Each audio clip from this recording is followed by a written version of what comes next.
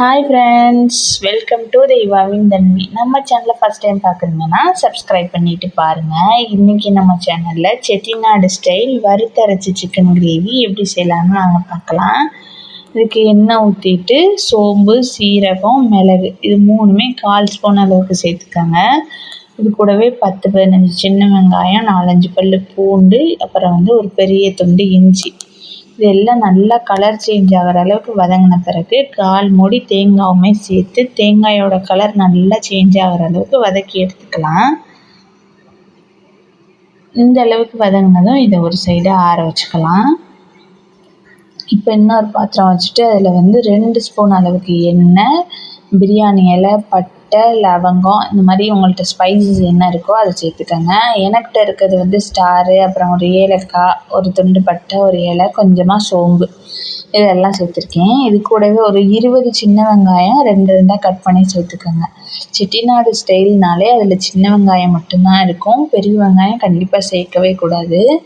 சின்ன வெங்காயம் சேர்த்து நல்லா வதக்கி எடுத்துக்கலாம். சின்ன வெங்காயம் நல்லா கலர் சேஞ்ச் ஆகி வரணும். இது கூடவே கொஞ்சமாக கருவேப்பிலையுமே சேர்த்துருக்கேன். ஆல்ரெடி நம்ம வதக்கும் போதே கருவேப்பிலையும் சேர்த்து வதக்கி வச்சுருக்கோம் அரைக்கிறதுக்கு. இதுலேயுமே கருவேப்பிலை சேர்த்துருக்கும் போது நல்ல வாசனையாக இருக்கும். கருவேப்பிலை சேர்த்து அந்த வெங்காயம் நல்லா வதங்கி வரணும். வதங்கி வந்த பிறகு நம்ம தக்காளி சேர்த்துக்கலாம். தக்காளி ஒரு பெரிய சைஸ் தக்காளி எடுத்திருக்கேன்.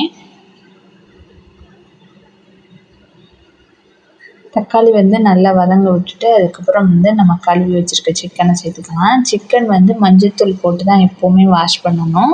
ஒரு 3 டைம் வாஷ் பண்ணிட்டு 4வது டைம் வாஷ் பண்ணும்போது மஞ்சள்தூள் போட்டு வாஷ் பண்ணியாச்சு.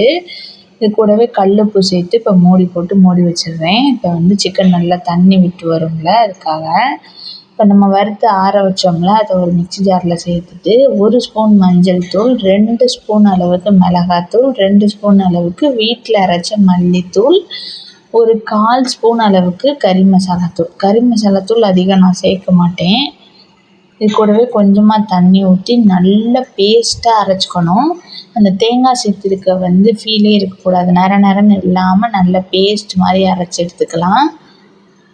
இப்போ சிக்கன் இந்தளவுக்கு தண்ணி விட்டு ஓரளவுக்கு வெந்து வந்திருக்கு. இப்போ நம்ம இந்த வறுத்து வச்சுருக்க பேஸ்ட்டு, அதுக்கப்புறம் மிக்ஸி கழுவுன தண்ணியுமே சேர்த்துக்கலாம். இதெல்லாம் சேர்த்து நல்லா கலந்து விட்டுக்கோங்க. சிக்கன் ஒரு 50% குக் ஆகிருக்கு. இப்போ இந்த கிரேவியோடு சேர்ந்து வேகும்போது நல்ல டேஸ்ட்டும் நல்லாயிருக்கும். இப்போ மூடி போட்டு ஒரு 10 நிமிஷம் வேகட்டும். அதுக்கு இடையிலே நம்ம இட்லி ஊற்றிக்கலாம். இது டின்னருக்கு செய்கிறதுனால இன்றைக்கி இட்லியும் செட்டிநாடு ஸ்டைல் வறுத்தரைச்சி சிக்கன் கிரேவியும். நீங்கள் இதை சாப்பாட்டுக்கு சப்பாத்தி, தோசை இது மாதிரி எல்லாத்துக்குமே வச்சு சாப்பிட்லாம். எல்லாத்துக்குமே செம்ம டேஸ்ட்டாக இருக்கும். இப்போ கிரேவி ஓரளவுக்கு கொதிக்க ஆரம்பிச்சிருக்கு. இப்போ நல்லா கலந்து விட்டுட்டு உப்பு செக் பண்ணிக்கலாம். ஏன்னா உப்பு ஓரளவு கொதிக்கும் போதே செக் பண்ணிவிட்டு போட்டுறணும். நல்லா கொதித்து எண்ணெய் பிரிஞ்சே வந்துருச்சு. இப்போ மிளகு சீரகத்தூள் 1 ஸ்பூன் அளவுக்கு சேர்த்துட்டு அடுப்பை ஆஃப் பண்ணிக்கிறேன்.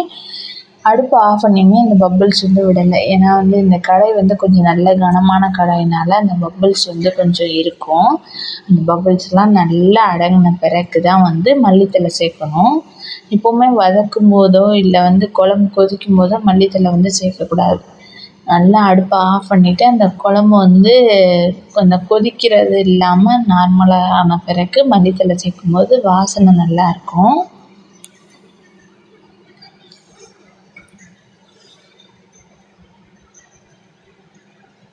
இப்போ நல்லாவே பப்பிள்ஸ் எல்லாமே அடங்கி வந்துருச்சு. குழம்புமே நல்லா எண்ணெய் பிரிஞ்சு வந்திருக்கு.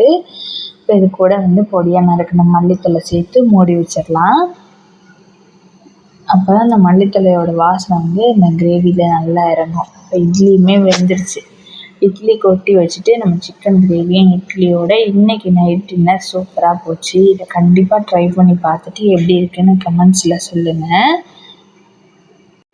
இந்த வீடியோ பிடிச்சிருந்துச்சின்னா லைக் பண்ணிவிட்டு உங்கள் ஃப்ரெண்ட்ஸ் அண்ட் ஃபேமிலிஸ்க்கும் ஷேர் பண்ணி விடுங்க. தேங்க்ஸ் ஃபார் வாட்சிங்.